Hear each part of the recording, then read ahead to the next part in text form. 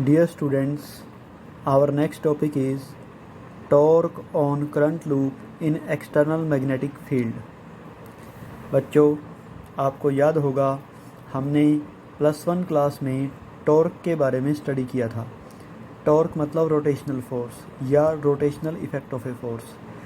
तो जब हम किसी करंट लूप को एक्सटर्नल मैग्नेटिक फील्ड में रखते हैं तो उस पर कितना टॉर्क लगता है ये हमने स्टडी करना है।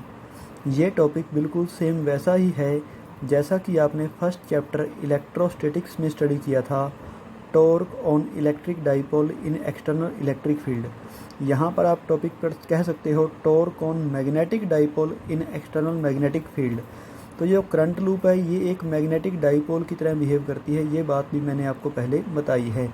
तो ये topic torque on current loop कहा जा सकता है या फिर torque on magnetic dipole in external magnetic field कहा जा सकता है। बिल्कुल सेम वैसा ही है जैसा कि हमने पहले किया था torque on electric dipole in external electric field.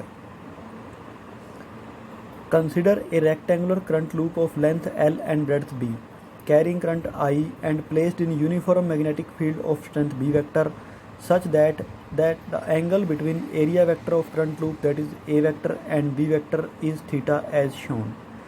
आपको एक करंट लूप कंसिडर करनी है जो रेक्टेंगल की शेप में है, लेंथ L है, ब्रेड्थ B है। उसके अंदर से करंट I जा रहा है, डायरेक्शन डायग्राम में शो की गई है।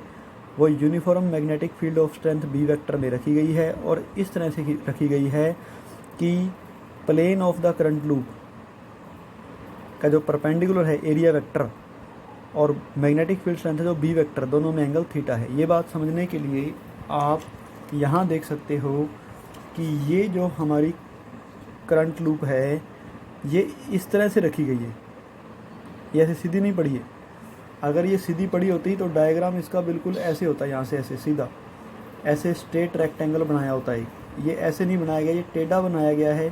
ये इसी कारण से बनाया गया है कि ये करंट लूप ऐसे नहीं पड़ी हुई है, ये ऐसे पड़ी हुई है, ऐसे ऐसे इसके अंदर।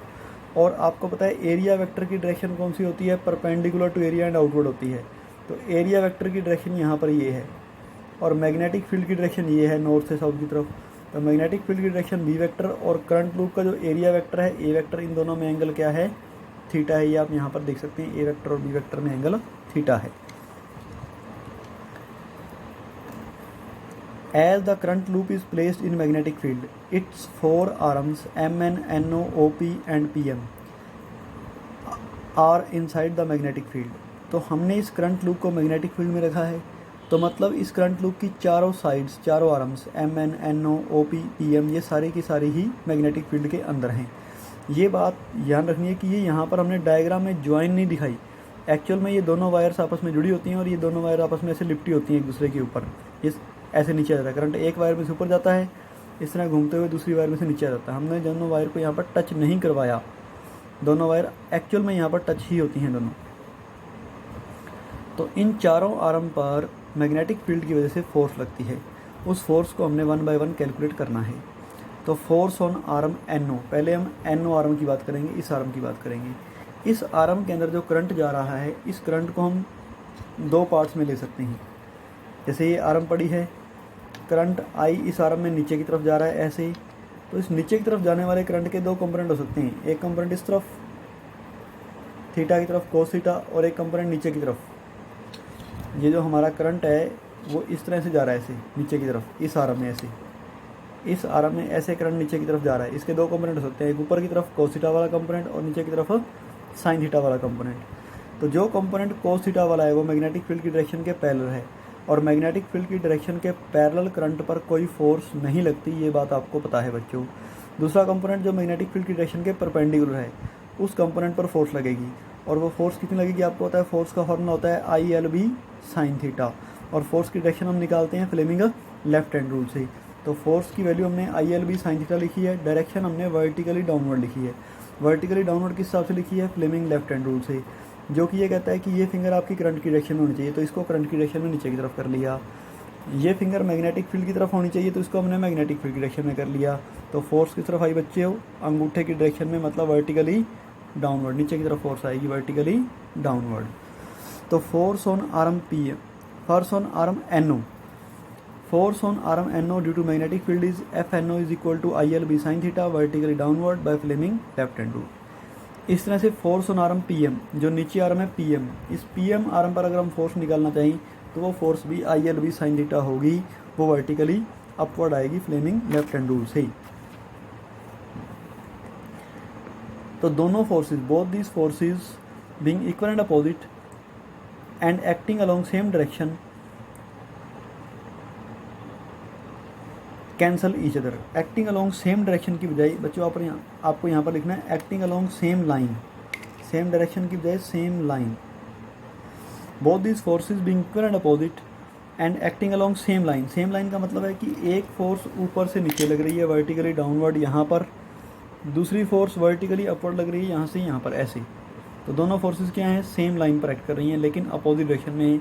ये एक दूसरे को कैंसिल करेंगी और नेट फोर्स इन दोनों आर्म पर मिलाकर 0 होगी। So net force is 0। Next हम बात करेंगे force on arm M N. M N arm पता है बच्चों आपको, यहाँ है, ये एम एन आर्म है। इसके अंदर करंट ऊपर की तरफ जा रहा है, मैग्नेटिक फील्ड डायरेक्शन नॉर्थ से साउथ की तरफ है। अगर हम फ्लेमिंग लेफ्ट हैंड रूल लगाएं तो ये फिंगर मैंने करंट की तरफ कर दी, ये वाली फिंगर करंट की डायरेक्शन में, ये फिंगर मैग्नेटिक फील्ड की डायरेक्शन में। तो फोर्स किस तरफ आएगी बच्चों, वर्टिकली डाउनवर्ड। तो इसको हमने यहाँ पर क्रॉस से शो किया हुआ है। फोर्स की डायरेक्शन लिखी भी हुई है साथ में। Force on arm M N is equal to force on arm M N is given by F M N is equal to I L B sine 90। Sine 90 का कारण है क्योंकि आई इंटू एल वैक्टर की direction upward है और magnetic field की direction इस तरफ है, दोनों में एंगल 90 डिग्री है, तो साइन 90 डिग्री 1 हो जाएगा। तो फोर्स आएगी आई एल बी और ये आएगी परपेंडिकुलरली डाउनवर्ड नीचे की तरफ, यहाँ से परपेंडिकुलरली डाउनवर्ड नीचे की तरफ आएगी, जिसको हमने क्रॉस से शो किया हुआ है यहाँ पर। इसी तरह से force on arm O P, तो force on arm O P क्या है, I L B sine 90 degree है ये भी। और आपको पता है साइन 90 डिग्री एंगल क्यों आया, क्योंकि आई इंटू एल वैक्टर की डायरेक्शन नीचे की तरफ और मैग्नेटिक फील्ड की डायरेक्शन इस तरफ है, दोनों में एंगल 90 डिग्री है। साइन 90 डिग्री 1 हो जाएगा। फोर्स आई एल बी आएगी जो कि परपेंडिकुलरली अपवर्ड आएगी फ्लेमिंग लेफ्ट हैंड रूल से। वो आप इस तरह से लगा के देख भी सकते हैं फ्लेमिंग लेफ्ट हैंड रूल को। ये फिंगर आपकी करंट की डायरेक्शन में होनी चाहिए, तो करंट नीचे की तरफ आ रहा है। ये फिंगर मैग्नेटिक फील्ड की डायरेक्शन में नॉर्थ से साउथ, और फोर्स किस तरफ लगेगी, अपवर्ड डायरेक्शन लगेगी, अंगूठे की तरफ फोर्स लगेगी। तो फोर्स जो है वो परपेंडिकुलरली अपवर्ड आ गई यहाँ पर, जिसको हमने डॉट से शो किया हुआ है। तो इन दोनों आर्म पर फोर्स भी इक्वल एंड अपोजिट है, एक परपेंडिकुलरली डाउनवर्ड है, एक परपेंडिकुलरली अपवर्ड है। ये दोनों फोर्सेस भी एक दूसरे को कैंसिल करेंगे और नेट फोर्स 0 होगी। तो आप देख सकते हो बच्चों कि फर्स्ट 2 आर्म पर जो फोर्स थी वो इक्वल एंड अपोजिट थी, दोनों ने कैंसिल किया, नेट फोर्स 0 है। नेक्स्ट 2 आर्म पर जो फोर्स है वो भी इक्वल एंड अपोजिट है, दोनों फोर्सेस ने एक दूसरे को कैंसिल किया और नेट फोर्स 0 है।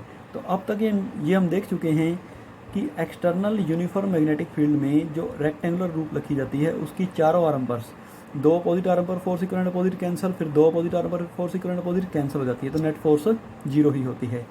तो फिर टॉर्क कैसे लगेगा, उस टॉर्क को हम अपनी नेक्स्ट वीडियो में डिस्कस करेंगे। Thank you.